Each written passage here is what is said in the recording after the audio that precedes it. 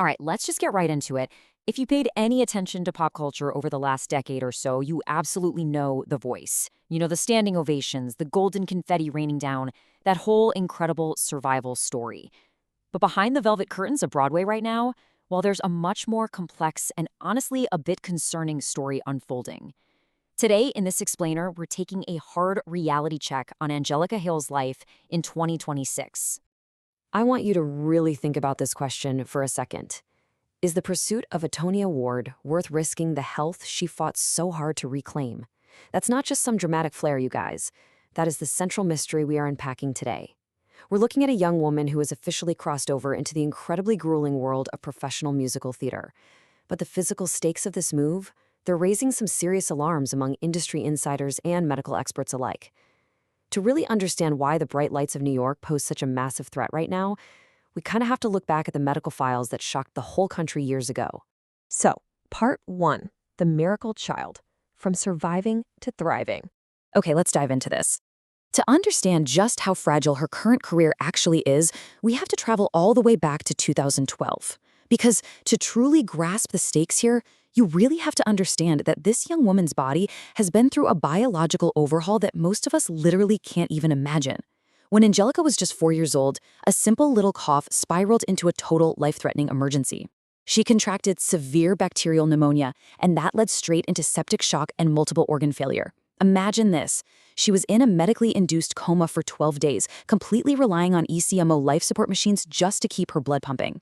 Then she spent 80 terrifying days recovering in the hospital, only to face a year and a half of agonizing daily dialysis treatments because her kidneys had totally failed. Finally, in September 2013, she got a life-saving kidney transplant from her mom, Eva.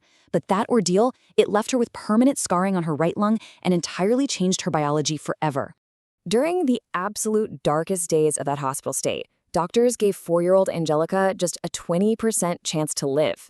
20%. She was right on the absolute brink.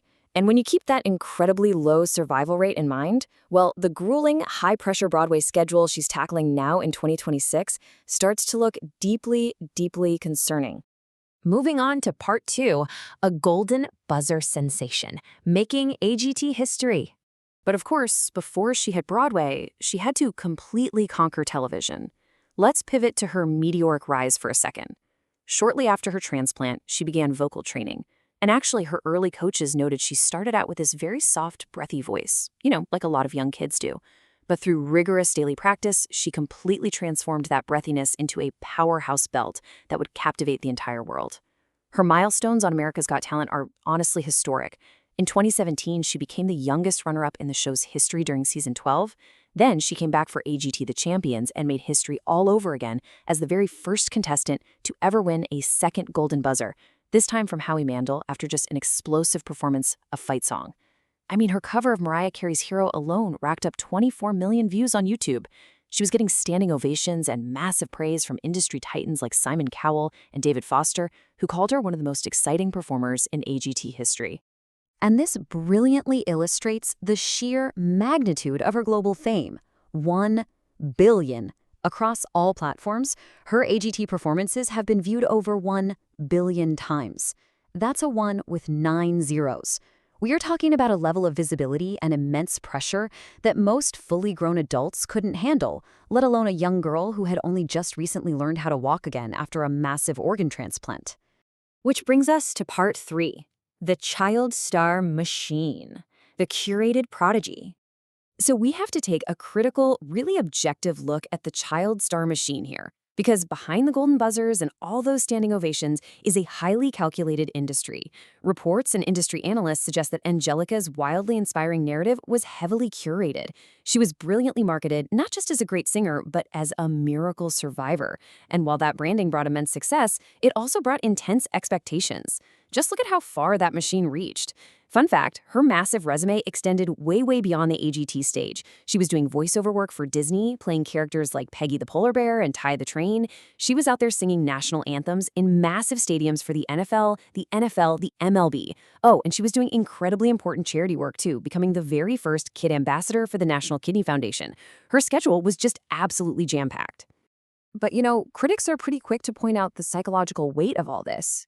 Think about it. When you are a curated brand known pretty much entirely for being a miracle kid, there's this massive unspoken expectation to just be eternally grateful and flawlessly joyful for the public eye all the time. As she approached her late teens, Kapoor started indicating that she faced immense internal resistance trying to step out of the shadow of that family-friendly survivor branding to actually find her own true artistic identity. All right, part 4, the toll of Broadway, the 2026 reality check. So, the crucial point is what happens when that childhood pressure cooker meets literally the most demanding theatrical stage in the world. We're dropping the curtain on the grueling realities of the Ambassador Theater, bringing our timeline right up to 2026. Angelica officially made the jump into professional musical theater, starring in Boop, the musical, on Broadway. And Broadway, it is unforgiving. We're talking about a brutal schedule of 8 high-octane shows every single week. But behind the glowing reviews, a pretty concerning pattern has started to emerge. Investigative reports from insiders are whispering about quiet cancellations, citing exhaustion, which, by the way, is a term the industry very often uses to mask more serious medical challenges. There are even some intense rumors going around about specialized medical staff being kept on standby during her rehearsal blocks. I really want you to think about this for a second and imagine the physical limits of the human body. Living with a transplanted organ requires a super strict regimen of medication and ideally an environment completely free of extreme stress. Broadway is literally the exact opposite of that. It is high stress, high exertion, blinding lights, and just relentless expectations night after night. Every high note she hits is an absolute testament to modern medicine, for sure, but many people are terrified she's pushing a medically fragile body to its absolute breaking point. Let's look at part 5, reclaiming her narrative, the independent adult. Let's move on and see how this all builds into her current personal life. Because the thing is, Angelica isn't just sitting back and accepting this pressure. She is making some really bold, highly debated moves to reclaim her narrative and establish herself as a truly independent adult. The contrast is just staggering. For years, she was the heavily chaperoned miracle kid, right? Her parents were her lifelines, managing every single aspect of her health and her career from their family home down in Georgia. But her 2026 reality?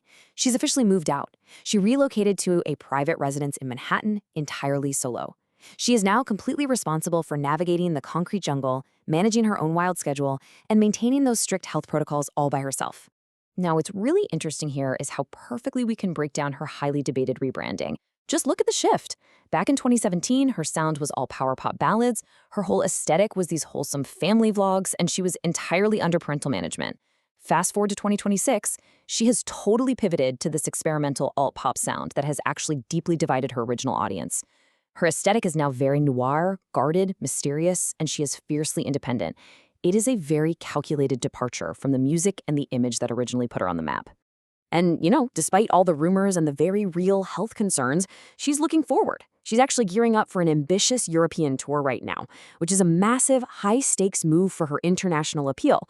Plus, there's some really strong rumors of a potential raw documentary in the works that promises to expose what her life is actually like after the golden buzzers. She's clearly a star who is finally choosing to play by her own rules, valuing the unseen just as much as the overexposed. Which leaves us with this final, kind of provocative thought to ponder.